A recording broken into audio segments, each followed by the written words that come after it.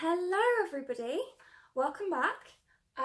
This is going to be my monthly wrap-up video for the month of October, and as you'll see I have a new background. This is my new bookcase, and I was planning on waiting to film in front of this until I had a few more books on it, but it's actually going to take me quite a while to fill this bookshelf up. So I thought it might be quite interesting to start now and you can see the collection start to grow. But this video is about the books that I read in the month of October. So let's get started with Tequila Kingdom, which is a book that I read on audio, so I don't have it to show you. This is a book that is it's kind of like a retelling of The Little Mermaid, but slightly flipped on its head. So Tequila Kingdom follows two protagonists. The first is Elian, who is the Prince of Midas and the heir to the throne, but he dreams of more. He is a siren hunter and he has a ship and he likes to sail the seas hunting and killing sirens. Sirens being creatures that plague the seas and steal the hearts of men using their songs. The second protagonist in this book is Lyra, who is, would you believe it, a siren, and she is the heir to the siren throne as well. Her mother is the Queen of the Sea, and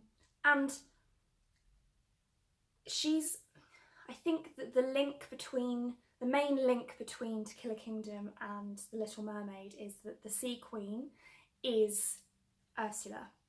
So Lyra's mum is Ursula, and I don't want to give too much away about this story, so I'm not going to say any more than that because it really goes in a lot of directions that I wasn't actually expecting.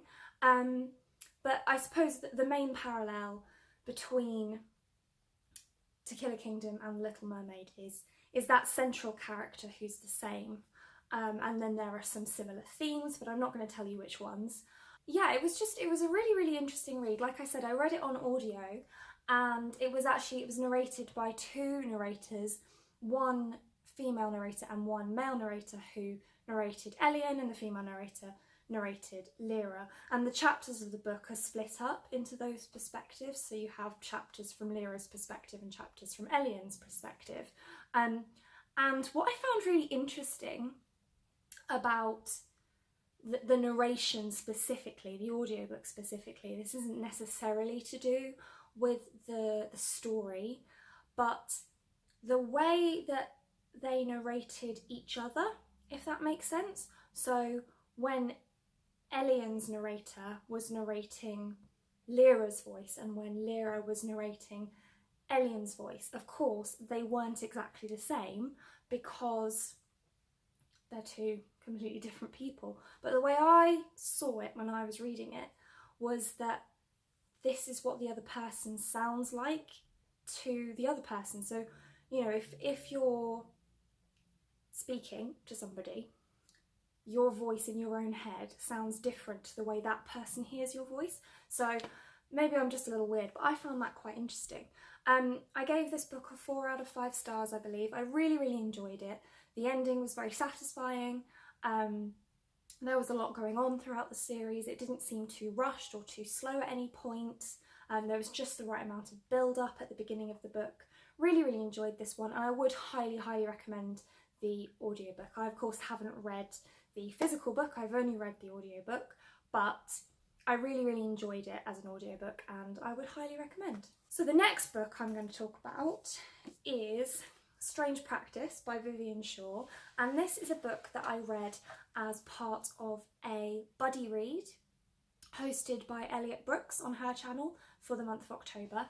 And Elliot Brooks has done a full video about this book as well, so I will link that somewhere either down below or in the cards up above. I'm not sure if I can put it in a card, but anyway, so she's done a full review of it. I agree with basically everything that Elliot says, so I would recommend checking out that video if you're interested in this. Her video also has a spoiler review at the end, whereas this video isn't going to have any spoilers for any of the books that I mention. But this book I have mixed feelings about, because the premise is that the book follows, the main character is Dr. Greta Helsing, who is a doctor to mythical creatures, so vampires, werewolves, mummies, ghouls, all that kind of stuff, and it's based in present day London. And the premise I found really, really intriguing, but I can't say that the book necessarily delivers on that premise, because even though the blurb of this book suggests that Greta is going to be our protagonist, I don't necessarily agree with that. It's a multiple perspective story, so that there's multiple POVs, and I like that in a book, don't get me wrong, I really, really enjoy that, but I didn't necessarily feel like Greta was the protagonist. I don't know if that's just me, but I really didn't feel that way. Also, look, this is going to sound really, really picky, but this is based in modern day London, and all of the characters live in and are from London. I mean, some of the characters, like vampires, are quite old, so they're not from modern day London, but they're from London originally, right? So you would expect them to speak like people from London, or at least from the UK. But there's quite a lot, well, not quite a lot, there's a bit of terminology in here that you just wouldn't hear from a Brit. You just wouldn't. They say trash, they say sidewalk, they say grocery store. We just wouldn't say those things over here in the UK. We would say rubbish, we would say pavement, and we would say supermarket, or name the actual supermarket that we're talking about. So for example, Sainsbury's. So yeah, I had a slight issue with that, which I know it does sound picky, it does, I realise that, but I just feel like it detracted from the authenticity of this book for me. Another thing that Elliot mentioned on her review was that the language is quite formal, and it is, but not from my perspective. As somebody who lives in London, it wasn't super formal. It's not what I would hear from really, really formal people. Like I go to court regularly for work, and it's not that level of formality, but it is more formal than your general everyday chat with a friend.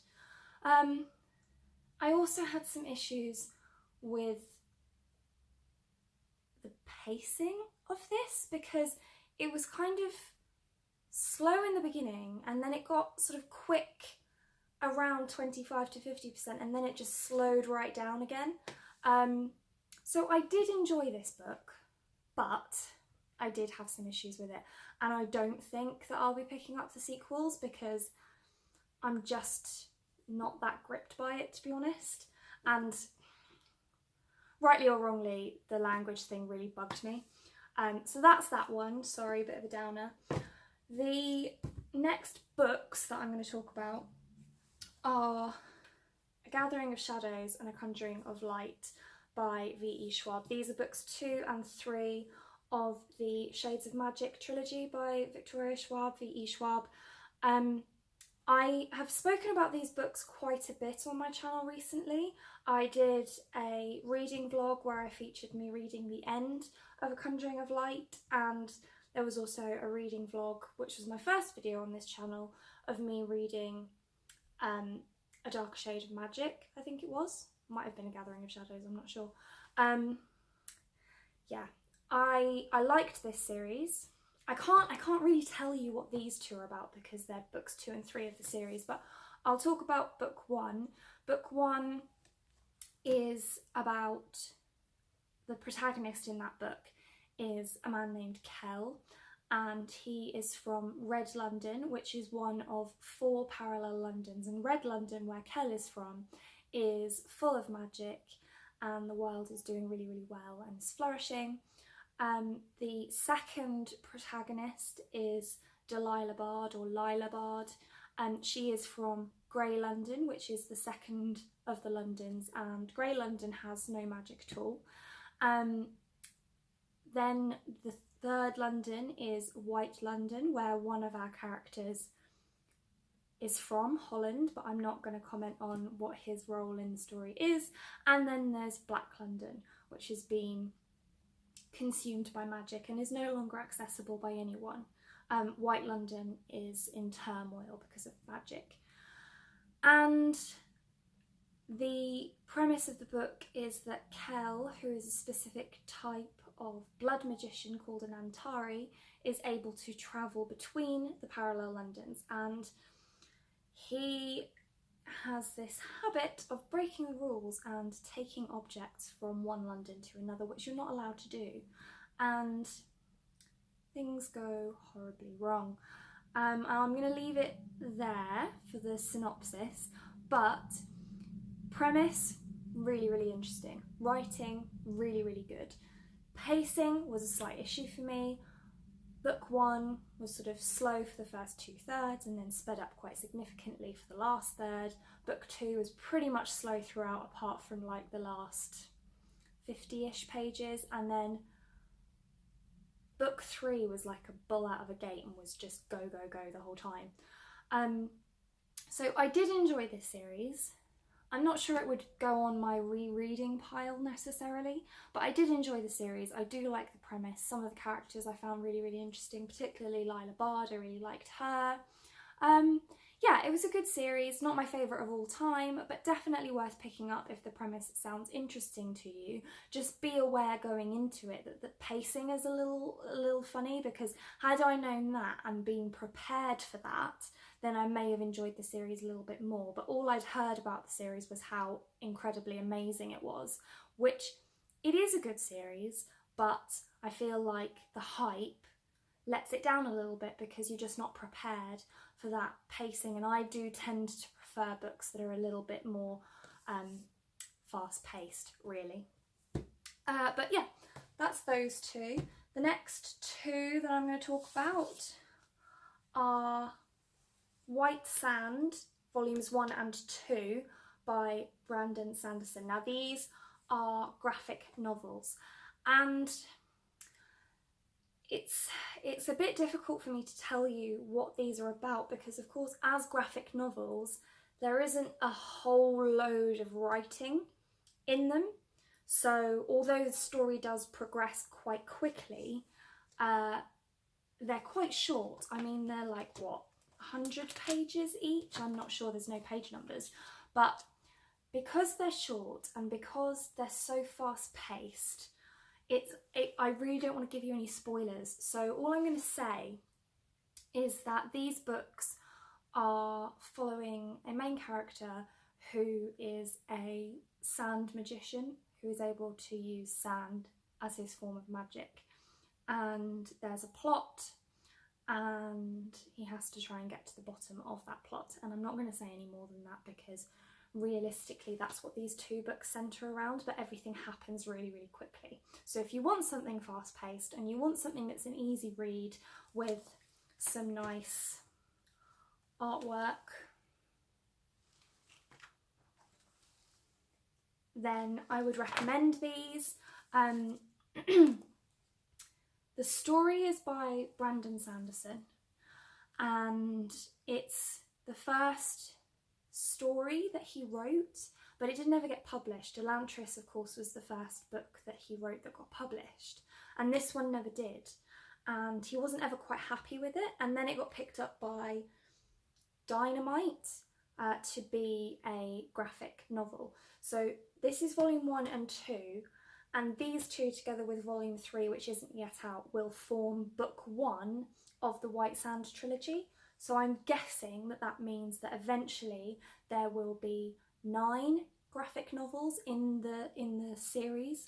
I'm not sure. Like I said, these are the only 2 that are out now, but I really enjoyed them. I haven't ever read a graphic novel before, so it was quite interesting for me to pick these up, and I did enjoy them. They were nice quick reads which at the time that I picked these up, I needed something light and quick to be able to get through, because I was having all sorts of other stuff go on in my life and I still wanted to be reading, but I didn't necessarily have as much time to read full novels. So these were quite good to get me through that sort of week or so where things were just a little bit hectic.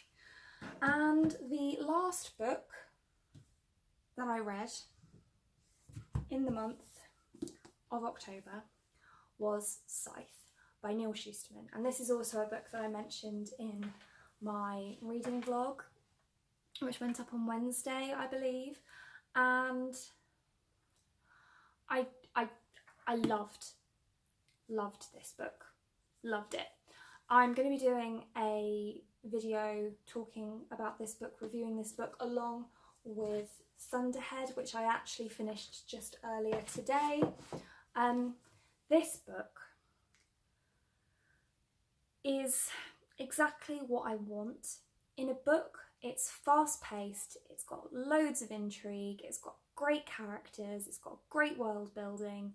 I loved this book. So this book is set in a utopian / dystopian future where man has progressed to a stage where they're able to cure all forms of death. So if you jump off of a building, you can be revived. That's what they call it. They've got these revival centres, and if you die for any reason, you'll be taken to a revival centre and revived, and you can live again. You can also reset your age, so you won't die of old age. You can just get to whatever age you want to be and then reset back down to a younger age if you want to. And you can do that whenever you want. So natural death no longer exists.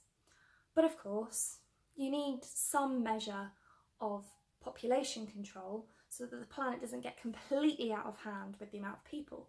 So in come the scythes. Now, of course, this weapon that's on the cover, that's called a scythe, but in this world, the people who can bring about death, permanent death, are called scythes. And they are this community of people who have been trained and ordained as scythes, and they, and only they, have the ability to kill someone permanently. If they decide to kill somebody, it's called gleaning, and once a person has been gleaned, they don't get taken to a revival centre. That's it, they're dead, permanently dead. So this book follows 2 apprentice scythes who have been taken on to learn how to become a scythe, and it follows the world, it follows these 2 apprentices, and it follows all the politics that go on around scythedom. And it's such an interesting concept for a book in the first place, but then the way that it's delivered is just incredible. And there are so many twists in this book that I just was not expecting. I mentioned in my reading blog, but I try not to read a book trying to anticipate what's going to happen. I prefer to be shocked by what happens in books, but in this one, I haven't been this shocked by a book in a long time. Let's put it that way.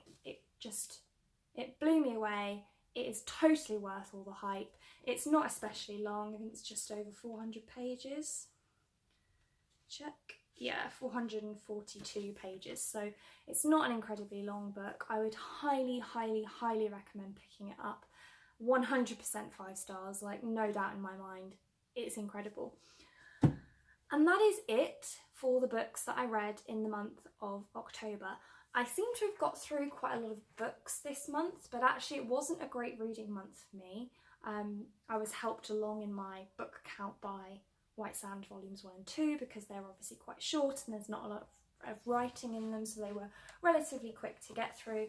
But yeah, I really, for the most part, enjoyed all of the books that I read in the month of October. There were a couple that I wasn't too sure about, but even so, I'm not sad that I read them. I enjoyed reading them. Yeah, So if you've read any of these, please leave me a comment down below. Let's have a chat about these books. Or if you think that you want to recommend anything to me based on what I've read, then please do. I am all ears. I have an ever-growing TBR, but I'm always happy to add more books to that list. If you'd like to see more like this from me, then please do think about hitting that subscribe button. I'd be so grateful. And I hope to see you here next time. Thanks so much for watching.